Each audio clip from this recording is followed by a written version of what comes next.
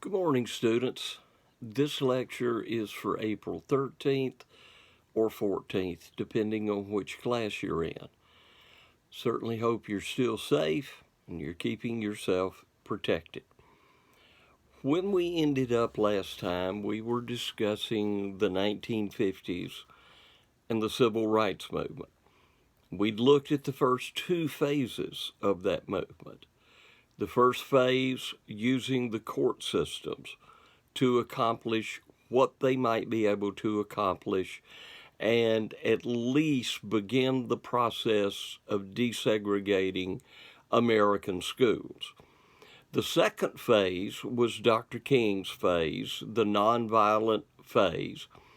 And of course, a lot of methods were used. You had sit ins, some of which even took place in Chattanooga, Tennessee. You had boycotts. The Montgomery public transportation system was almost put out of business because of Montgomery boycotts. And then, of course, you had the demonstrations where large groups sometimes of people would get together and they would march peaceably to try to get their message out. Of course, now, with any and all of these, it was not necessarily a peaceful reaction on the part of authorities when these various things took place. However, there were some changes beginning to occur. Some undercurrents were taking place, and slowly but surely, some Americans were beginning to wake up. Now, people ask, why was the civil rights movement so difficult to bring about? And quite honestly, a whole lot of it was just simply blissful ignorance. People didn't know any better. It's the way they'd been raised. It's what they'd always been taught. It's the way it always had been. And as I have said several times in the course of this class, change is difficult, especially on the first generation. And so the civil rights movement is going to be a long, hard-fought movement on the part of a lot of people. Well, let's shift our focus a little bit. We're still in the 50s.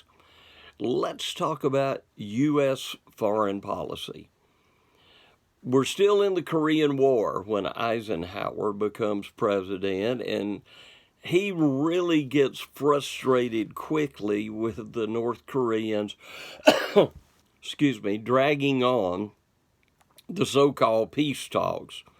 And so he intensifies aerial bombing of North Korea. And when that doesn't seem to have a profound effect, goes so far as to threaten the use of nuclear weapons in North Korea.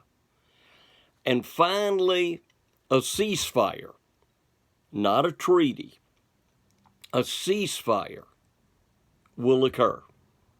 That doesn't ease the tensions. The tensions that existed in the 1950s exist in the 2020s. So they haven't gone away. And all of these years, there is a mutual distrust, mutual dislike that has been there and will be there. But it's interesting what's going to occur. If you look at a picture from the space station that is taken over the Korean Peninsula at night, you will notice something very, very different. North Korea is relatively dark.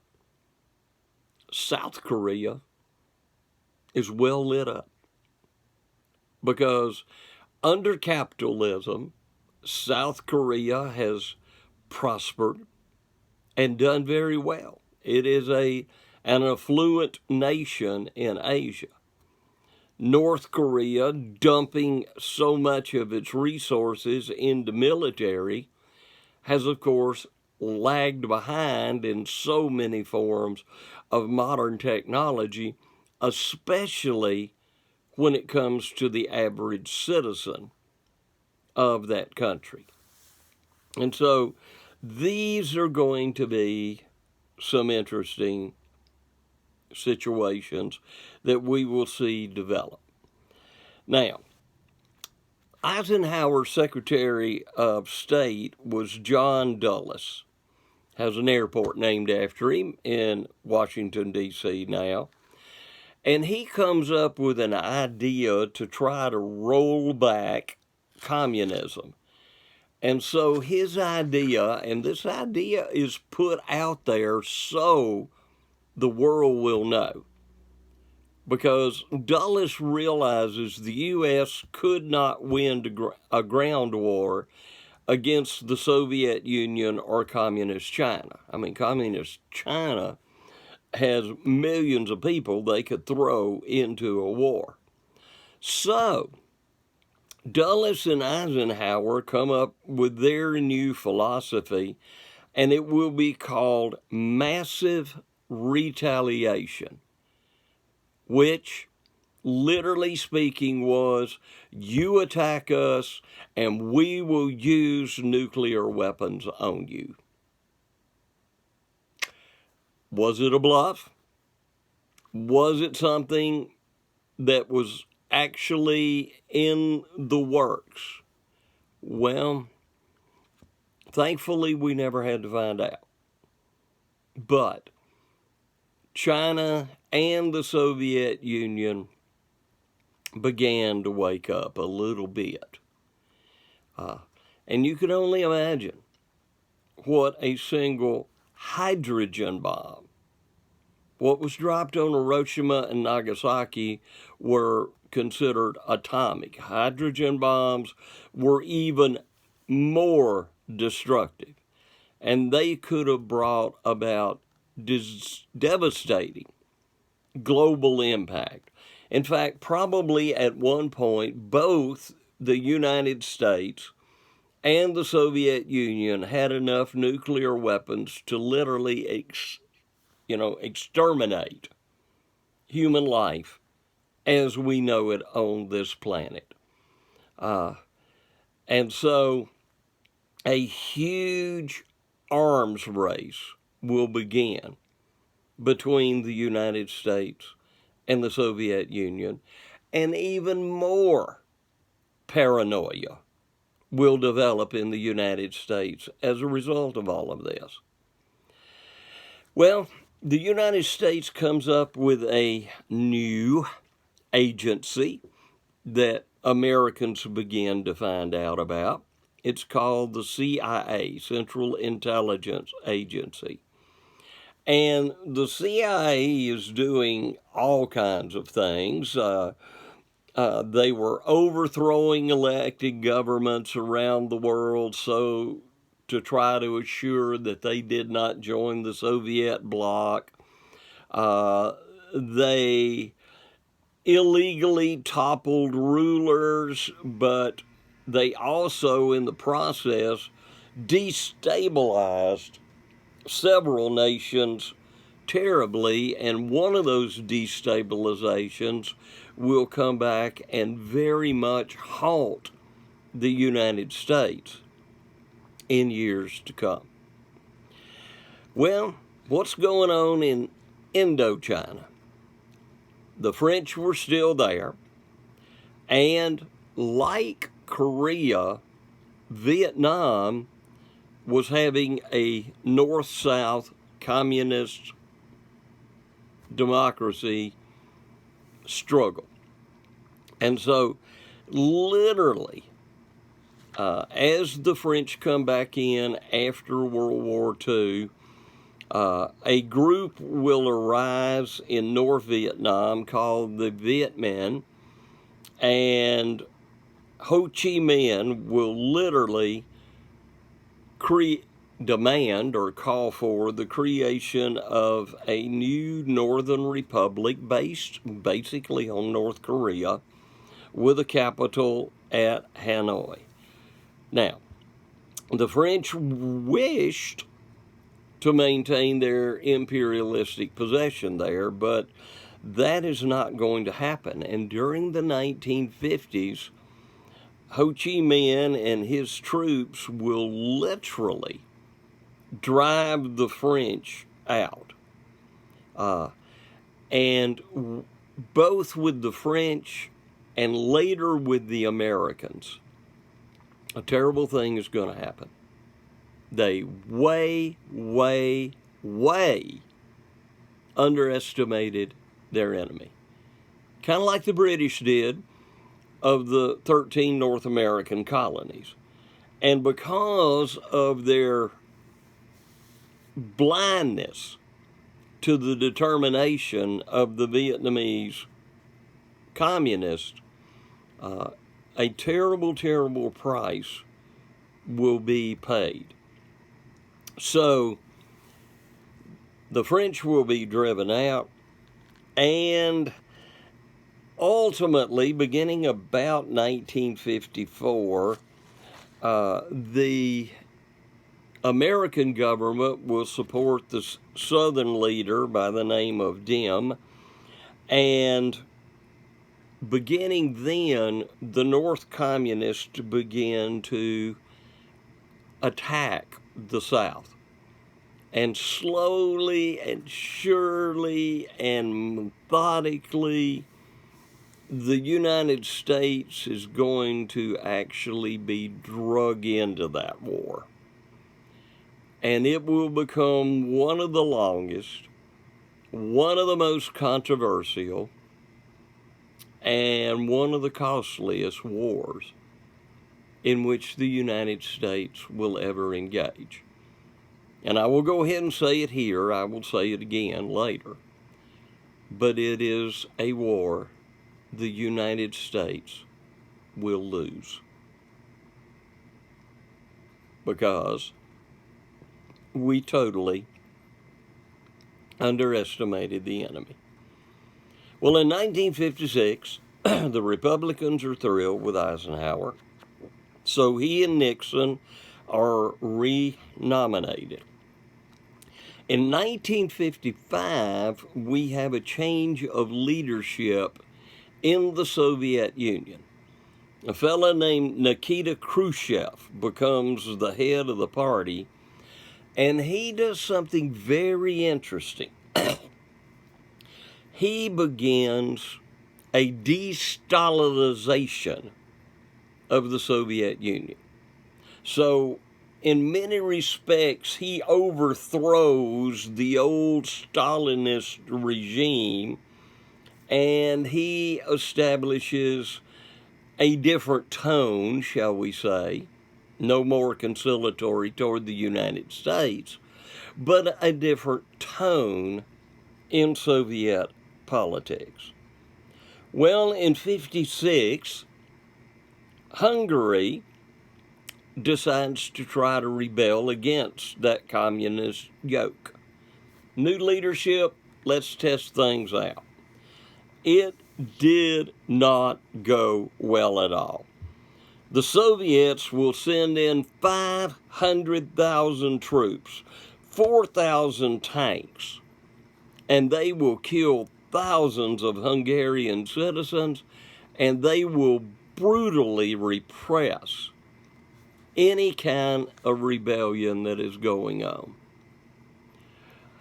And then after this brutal repression, Khrushchev will come along and say, well, we need to have peaceful coexistence with the United States. Students, please don't choke over that. But that is what is going to happen. Then, as things tend to, there was a crisis in the Suez, in the area of Egypt. An army officer had overthrown the king, and Nasser, the army officer with Soviet support, sought to control the Suez Canal. Now, the Suez Canal was a very important gateway for Mideast oil and supplies and other things. And of course, any ship that was destined to go to Israel was definitely blocked. So, the United States can't really get involved because there was Soviet involvement. So Israeli, British, and French forces will engage, and it will, in some respects, damage the NATO alliance, but it will be a lopsided victory, and the Suez Canal will wind up remaining open. And then in 1957, the complacency of the United States was shaken to its very core. Over planet Earth at night, the first human-made satellite began to orbit the Earth. In fact, at night, with the sun reflecting on it, you could see what was called Sputnik. Now, the problem with Sputnik, it was Soviet. It was not United States. And people in America took a gasp and they began to panic. The Soviets have outdistanced us. They have outadvanced us. There will be a cry for more science classes and a cry for better mathematics teaching in American schools. And this shakes Americans to the core. And it actually starts a space race. And quite honestly, for a long time, and I'll emphasize some of these points as we go along, for a long time, the United States is going to remain in second place to the Soviet Union. And so the balance of power, as far as Americans are concerned, has suddenly changed. And it's changed in the favor of the Soviets. So the U.S. will create a new agency. Let's always respond with a new agency. It'll be called the National Aeronautics and Space Administration. There will be grants, federal grants, to colleges and universities for research so we can begin to catch up with the Soviets in what they are doing. Okay?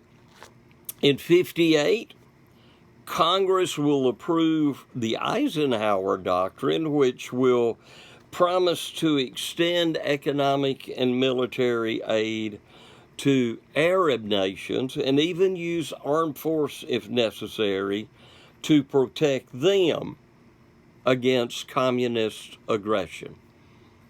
More or less, this is a continuation of the Truman Doctrine, but it is an offer. And so now the United States has extended itself and is even becoming involved in the Middle East. Now, East Germany had sealed its western frontiers, but in Berlin, people could still pass back and forth. And so a wall will be built in Berlin. A wall that if anybody transgresses, they will be shot. And it will become the most enduring symbol of the Cold War. what is called the Berlin Wall. In September 59, Khrushchev and Eisenhower agree that it is time for a summit meeting. Actually, it could, I guess, be considered a friendly meeting. And as a result, there will be some agreements made to hopefully limit nuclear power between the two nations. But in the process, a U.S. spy plane is shot down, and in Soviet airspace, and the U.S. has got some explaining to do. At first, they try to cover up the incident, and then finally, Eisenhower just admits to it. But it will set back any kind of peaceful negotiations and efforts to reduce the Cold War tensions. And then Eisenhower's greatest embarrassment will come 90 miles off the coast of Florida, in a place called Cuba. Remember Cuba? Spanish-American War? In a place called Cuba, a fella named Fidel Castro overthrows the very friendly government toward America. And Castro readily accepts Soviet support. So much so that the Soviets tell the U.S. that if they interfere in any way, it will trigger a military response. Now, people say, why did the Soviets come all the way to the Western Hemisphere? And there's a very simple answer to that, students. It was to keep the U.S. out of Berlin. If the U.S.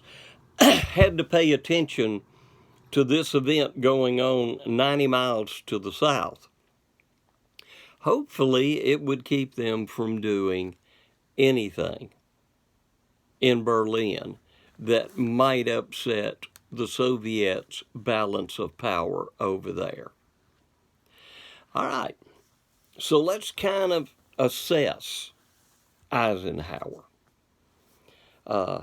We are going to add the final two states to the United States, Alaska and Hawaii, and by 59, we are beginning to experience an economic slump.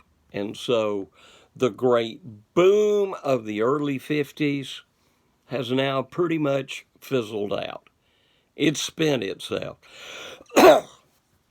Eisenhower did end the war in Korea.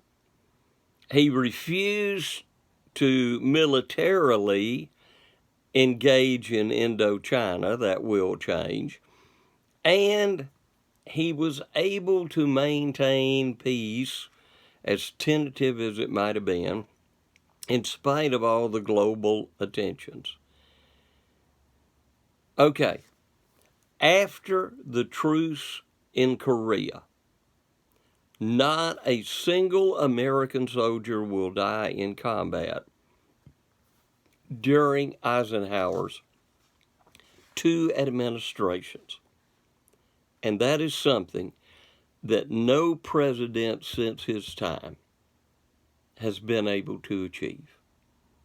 So that's kind of a remarkable feat on the part of Eisenhower. So let's go back to something I said about him when we began discussing him. He was a man of war who wanted peace. And I think Eisenhower very much accomplished what he was seeking to accomplish in that way. Now, he never actively promoted warfare as an instrument of foreign policy. It was simply something that he used to be able to hopefully keep America as the leading nation in the world. Okay, let's go into the 1960s. As the 20s, but even more so, the 1960s were years of extraordinary social turbulence, liberal activism, tragic assassinations, murders, and painful trauma. John F. Kennedy will become president. He will be a young president. He will be idealistic. He will be a person pushing for a good quality of American life. And his successor, Lyndon Johnson, will declare war on poverty, and he will try to outstrip Franklin Roosevelt's New Deal program in scope and promises.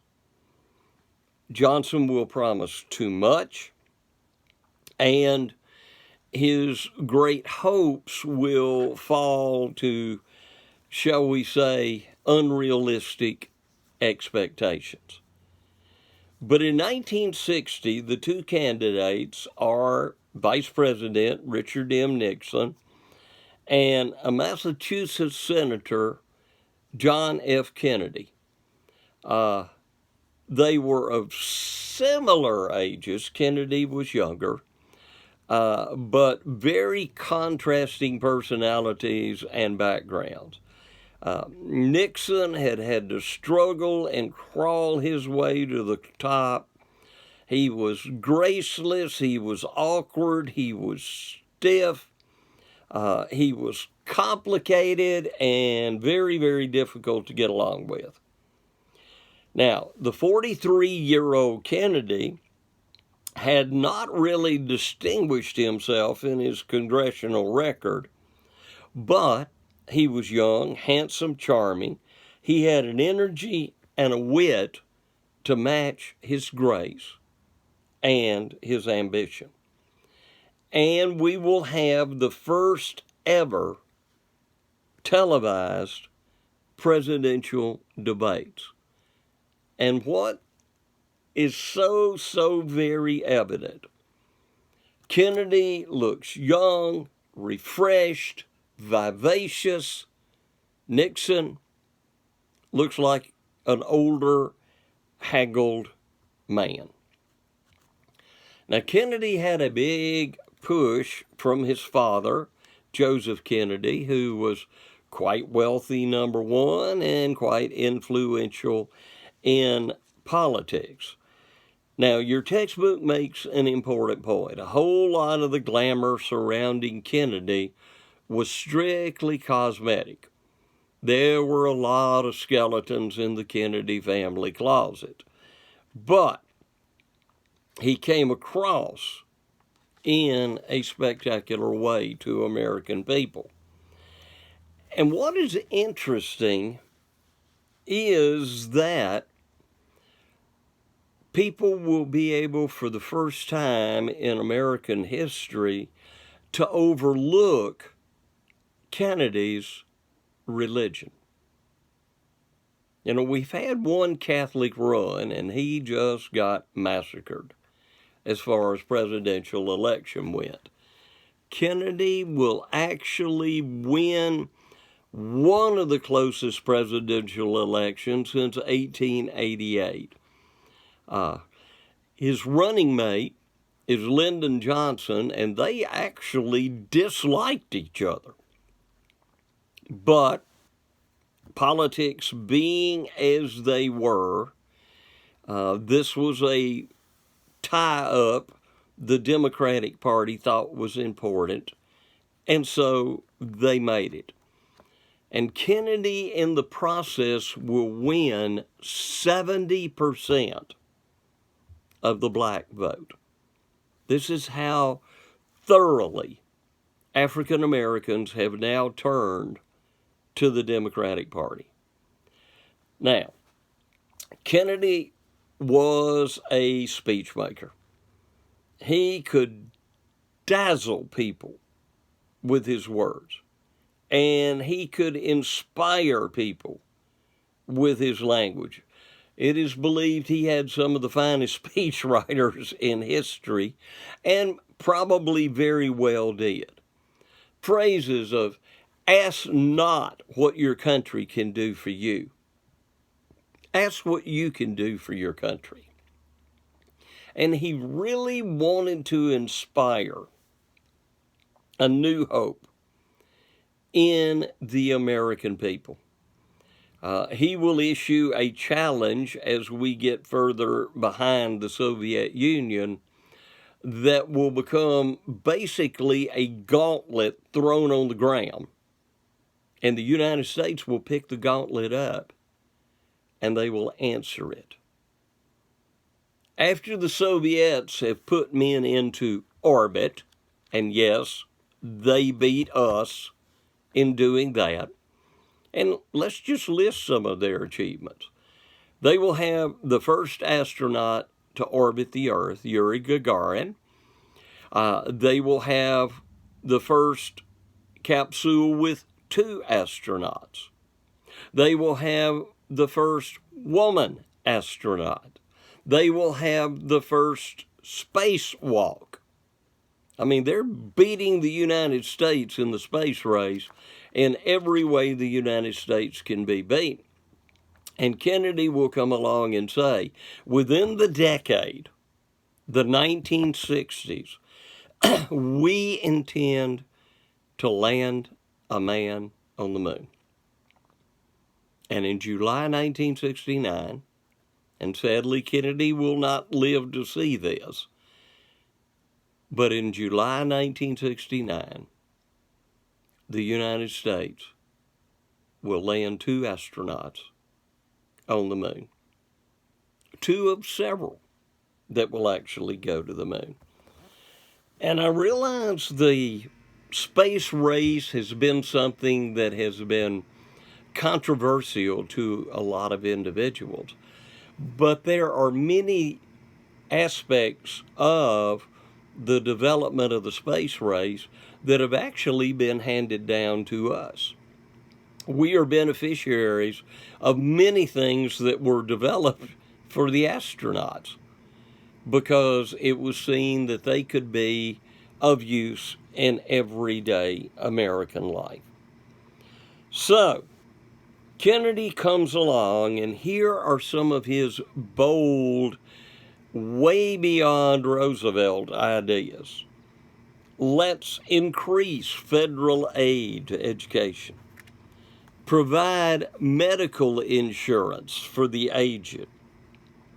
Create a cabinet-level Department of Urban Affairs and Housing to address poverty in inner cities. And the conservative Southern Democrats and, of course, the Republicans are obviously going to oppose these ideas. Now, when Kennedy becomes president, throughout the South, racial segregation remained firmly in place. And to Kennedy, the U.S. being a beacon of liberty was tarnished by this.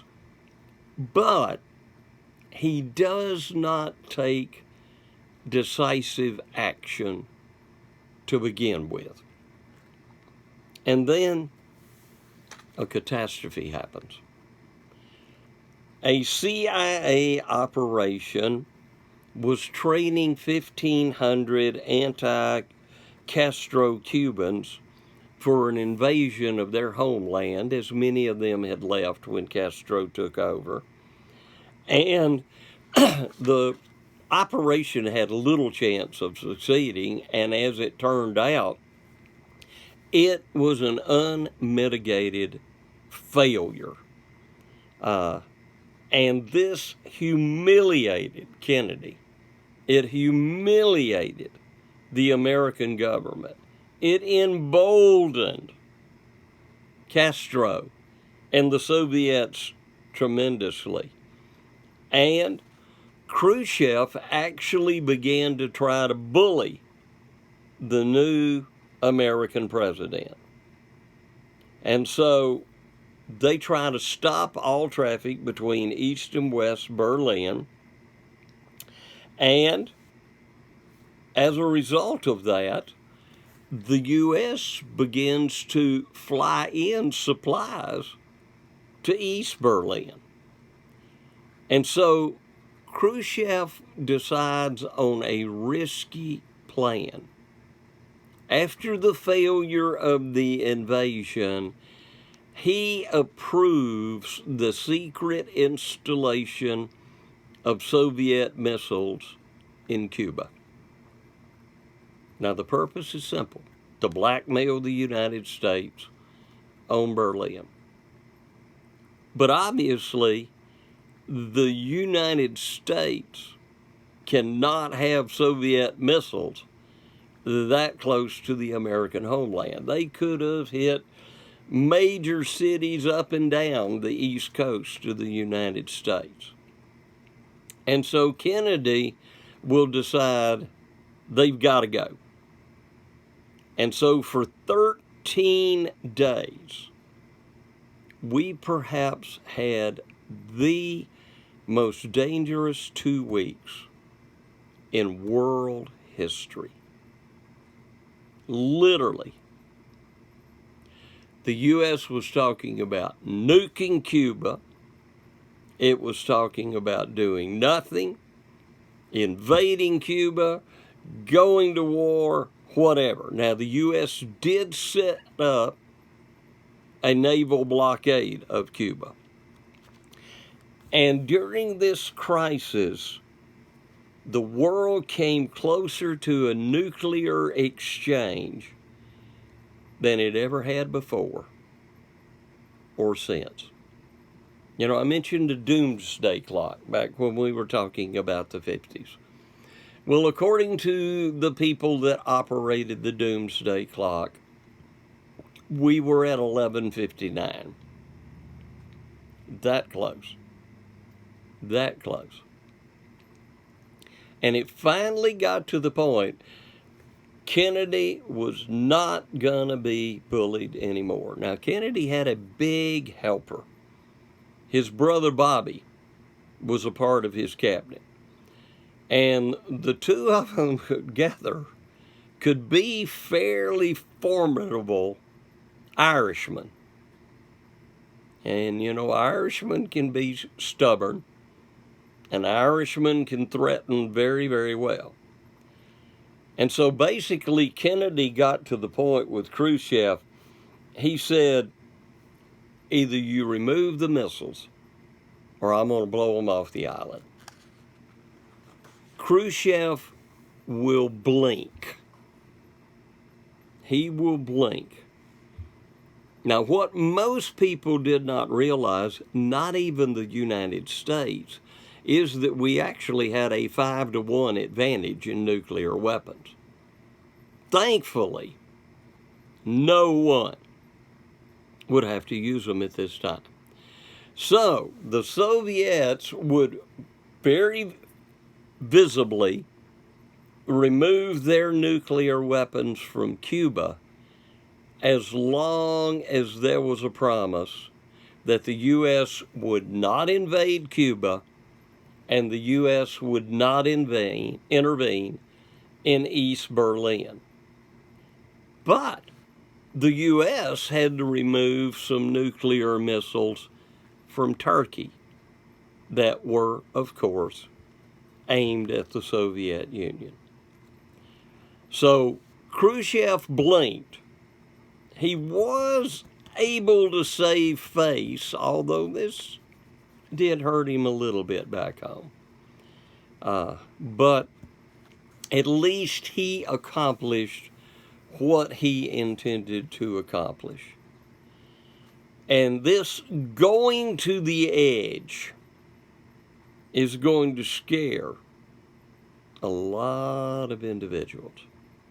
And so in 1963, there will be a test ban treaty which will ban testing of nuclear weapons. Now, it doesn't mean the U.S. and the Soviets quit making them. It just simply means they quit making them and exploding them and seeing how well they are.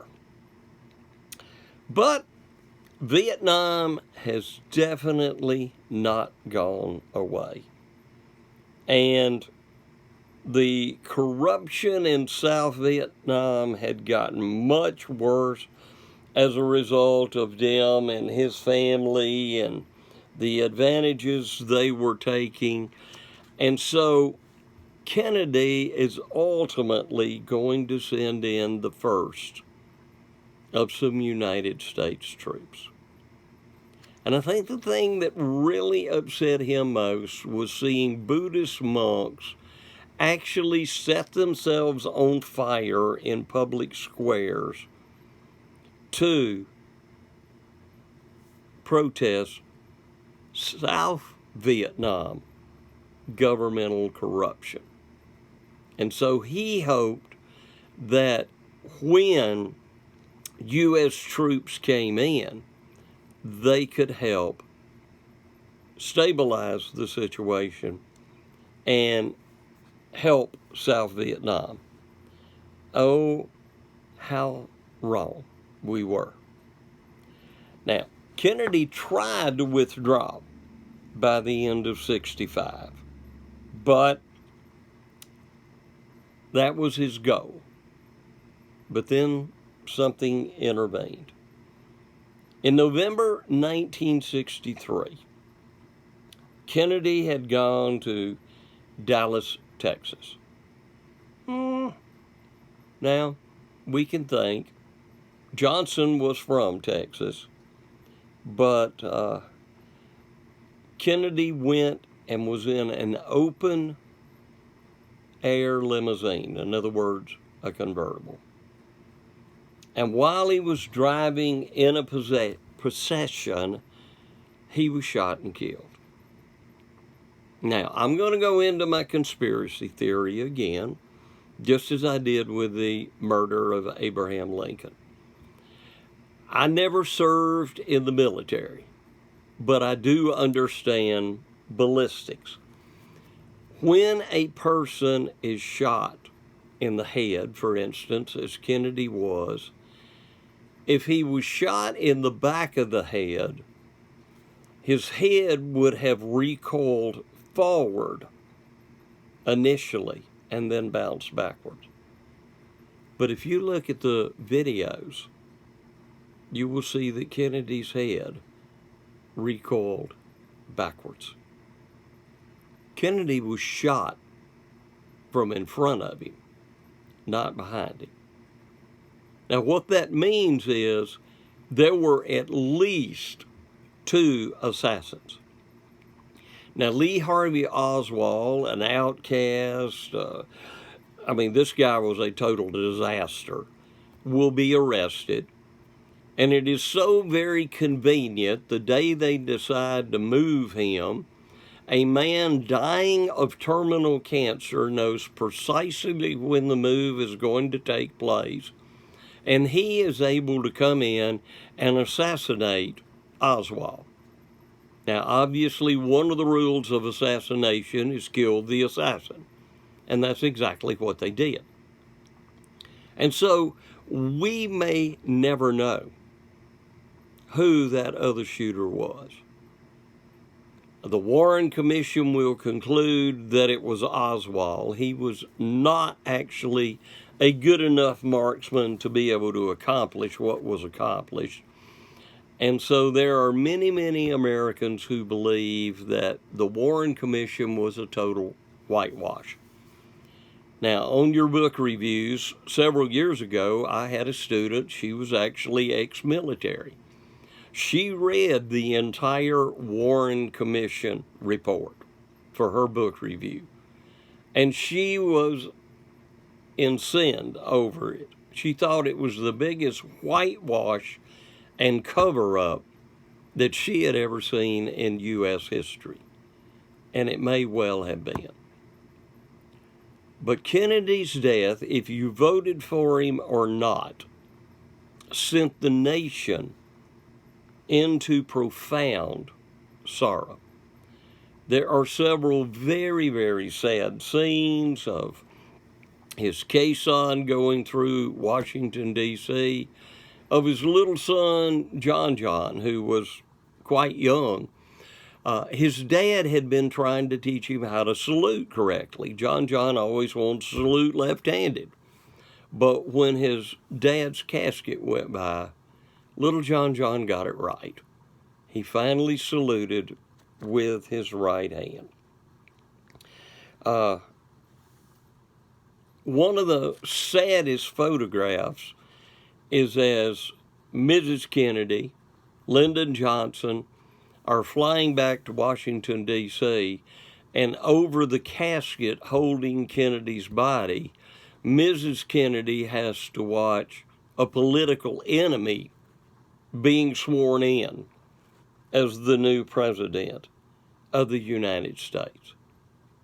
But here was a young, vibrant leader who had been cut off in the prime of his life. And quite honestly, Johnson is going to use it. He's going to use it to get a sympathy vote, to be able to pass a whole lot of legislation in memory of Kennedy, at least. Well, let's go back to the Civil Rights Movement. It's still going on. I mentioned such things as sit-ins. In Greenville, South Carolina, 4 nicely dressed young college men, African American, will go sit down at a counter at a department store, a Woolworths to be exact. Now, many years ago, department stores had a little snack bar there, and you could actually get a meal if you went to the department store. And, of course, there was a policy, we do not serve blacks. So these guys would go and sit, and they would be totally ignored. Totally ignored. Time and time and time again. As I said, this will actually happen in Chattanooga as well as others. And it'll occur probably in something like 100 cities and in 13 different states. But we're trying to change. Now, eventually, some of these young people will wind up being served. Now, what will happen generally is the person who serves them will wind up getting fired. But there are chinks made in the armor. Now, the Ku Klux Klan is going to get on fire in the 60s. Just as the Civil Rights Movement does, so do they.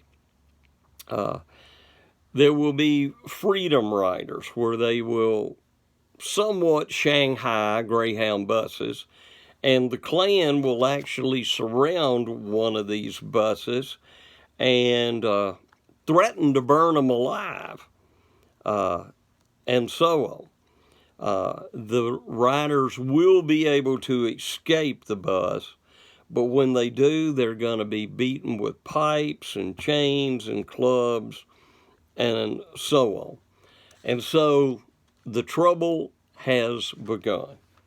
And I will have to honestly say that, for the most part, the law enforcement agencies in the South are going to turn a blind eye.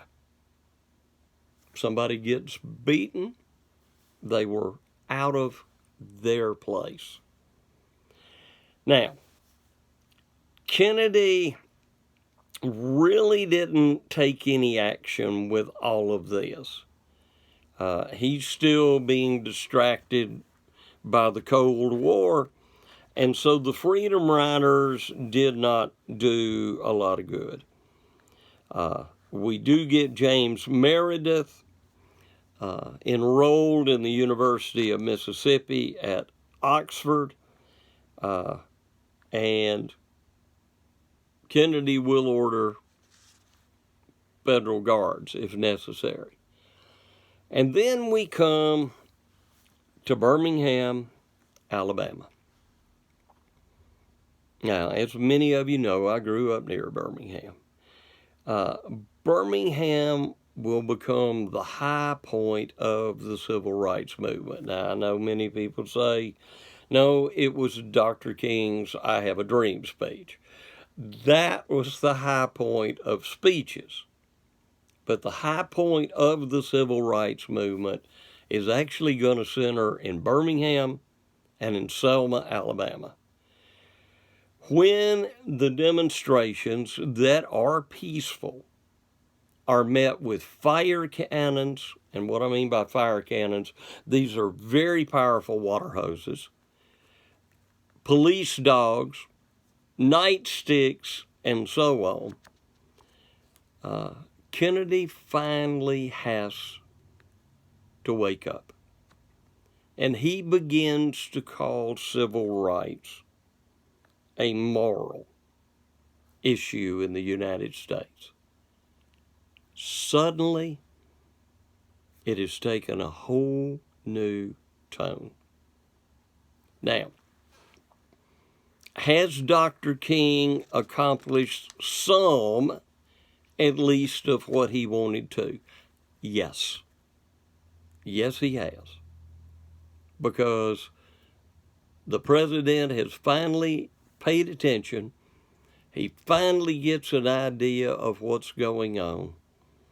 And the American people are going to ultimately hear from the president on this. And so Kennedy will actually address the American people, and he will tell them that he is going to urge Congress to pass a new civil rights bill. Now, the Southern Democrats are going to do everything they can to block that. That's why I say Johnson will come along and he will be able to get a sympathy vote. Then we do come to the I Have a Dream speech. It is estimated that over 250,000 people gathered at the Washington Mall and marched arm in arm singing, "We Shall Overcome." This is the largest political demonstration in American history. And Dr. King will literally stand on the steps of the Lincoln Memorial and speak to this huge, huge crowd. And it is an extraordinary speech, to say the least. And King's dream was very simple: an ending of racial violence. But it was a dream at that point. Just a few days later, four, get my sarcasm, really brave Ku Klux Klansmen will bomb a black church in Birmingham and kill 4 little girls. I hope you got the sarcasm. It will actually be years, because of the Southern system, before those men will actually be convicted of their crimes. So violence is still there. King's dream of people being able to live together and get along together remained just that. It remained a dream. Now, I'm going to tell you a little personal story. When I was working on my educational master's at UAB, I had a class in what is called Methods of Teaching Social Studies.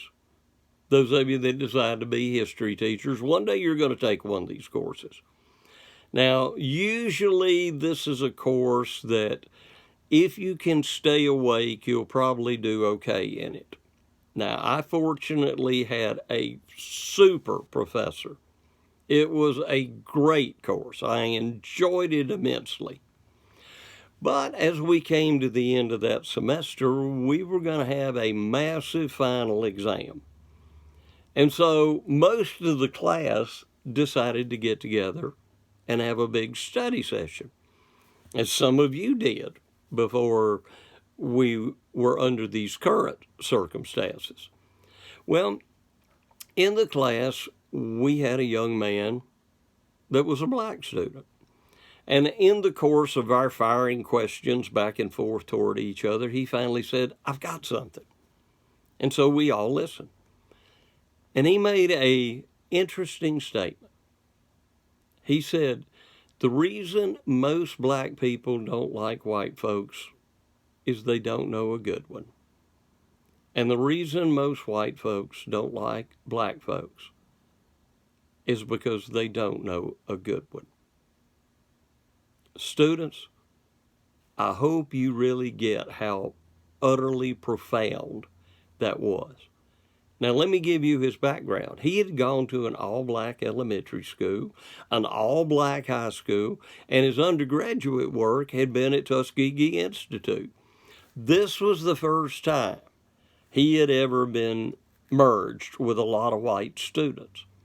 And he found out that when people cooperate, they can do great things together.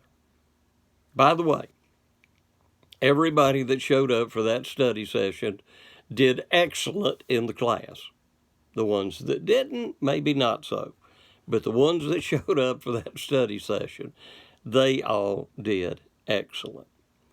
Well, let's go back to Earl Warren, our Chief Justice of the Supreme Court.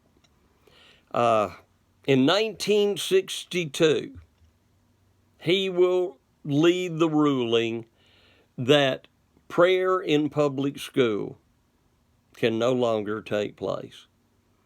And this is the beginning of the separation of church and state myth that has become such a common item of discussion in American history today.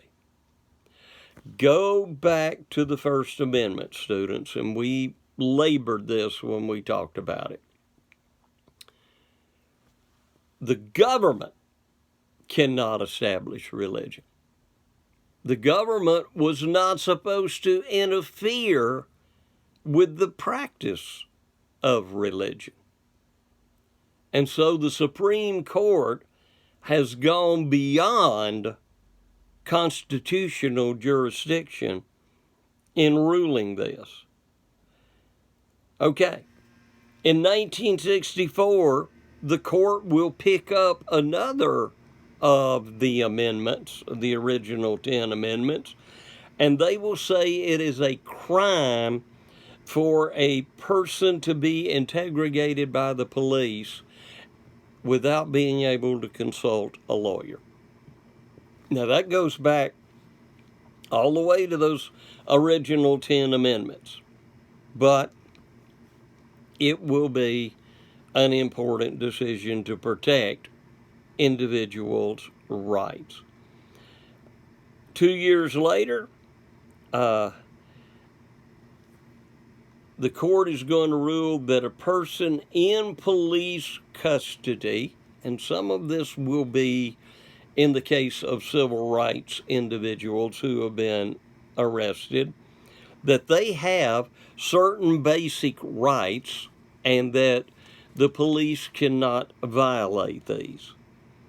And as we go on,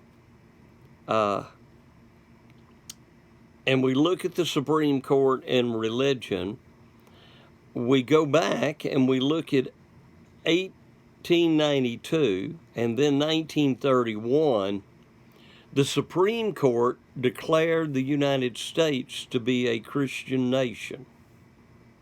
But following the Warren Court and their decisions, this will start the effort to totally secularize all the education in the United States.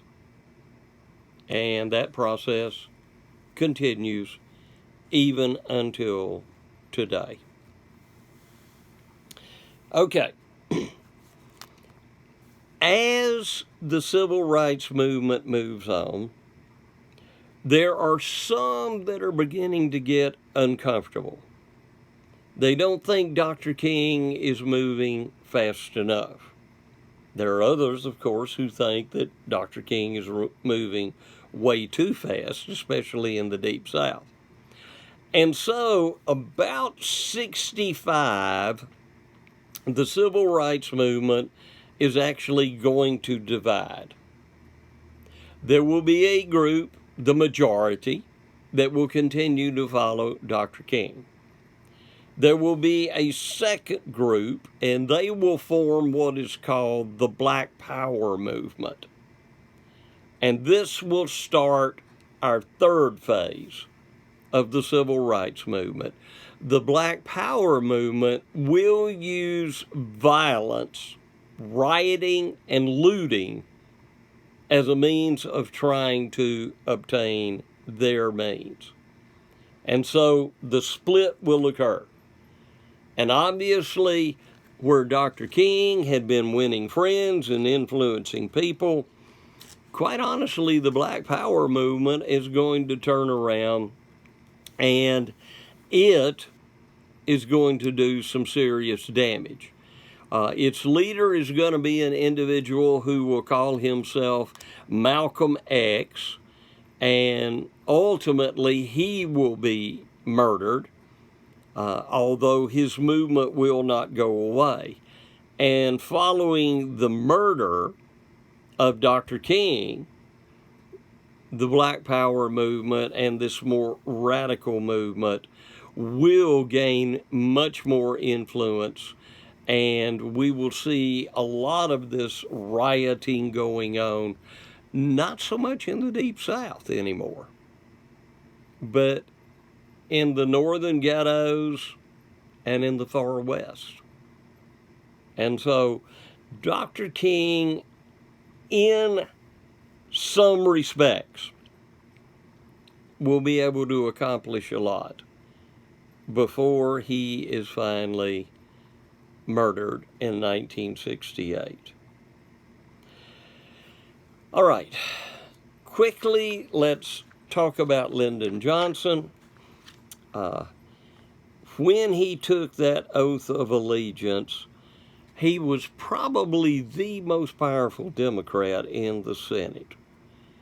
He grew up in one of the poorest regions of the United States.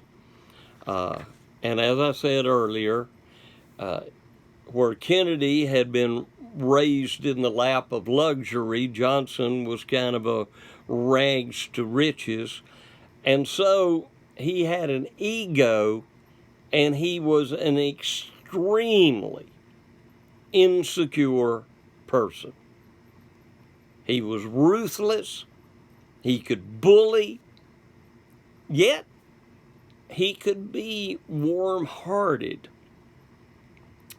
And quite honestly, in many ways, he wanted to do more for disadvantaged people in the United States than had ever been done before. He wanted to do the most good for the most people, and his goal was to actually be the greatest president America had ever produced. But of course, as soon as he gets into office, basically his liberal persona and his liberal agenda began to come out. So this is kind of a good stopping point, so we'll end here. As I have been saying, students, please, please, please, please, keep yourself safe. Take care of yourselves.